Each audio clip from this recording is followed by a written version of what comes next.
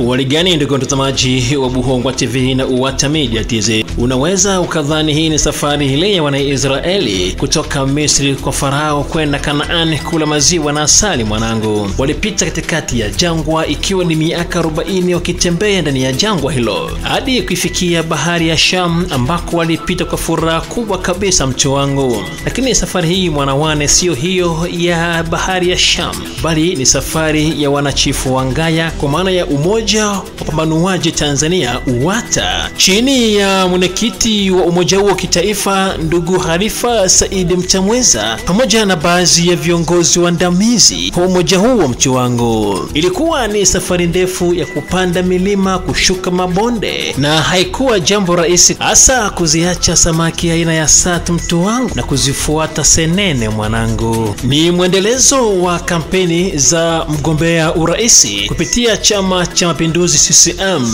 Mheshimiwa Chifu Angaya Dr. Samia Suluhu Hassan mcho wangu. Nafasi ya uraisi wa Jamhuri ya Muungano wa Tanzania. Umoja wa Wapambanuaji Tanzania mwanawane una lengo moja tu la kupambanua miradi yote mcho wangu iliyotekelezwa na Chifu Angaya. Kuna baadhi ya watu ambao wanasema hawahoni miradi, yawezekana akili yao inarudi nyuma mcho wangu. Sisi akili zetu zinasonga mbele mwanangu. Sasa UWATA jukumu lao ni kupambanua miradi yote, kuwaeleza Chifu Angaya alifanya hivi mwanangu, akafanya hivi babu, akafanya hivi bibi.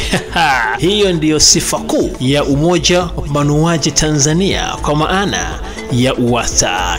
Tunapambanua yale yote aliyafanya Chifu Angaya, miradi kemkem, miradi ya mkakati na ile ambayo sio mkakati, miradi ambayo tunayaona kwa macho yetu kodo kama Tomaso hivi. Yote hayo wana Chifu Angaya wanapambanua mcho wangu, na unaelewa vizuri mwanangu. Na leo tupo ndani ya mkoa wa Kagera, wilaya ya Bukoba, ambako Chifu Angaya anarindima katika viwanja mbalimbali ndani ya mkoa wa Kagera mcho wangu. Mimi ni msimulizi wako kipenzi mcho wangu, naitwa David King, international journalist mwanangu. Kaa kando uweze kupata uondo uliokwenda shule mwanangu, uondo uliotulia, uondo uko makini kabisa mcho wangu. Tukutane kunako viwanja vya kampeni vya Chifu Angaya Dr. Samia Suluhu Hassan, na huyu ndiye rais wa Jamhuri ya Muungano wa Tanzania. Lakini pia tunasema Oktoba 29, iwe mvua iwe jua,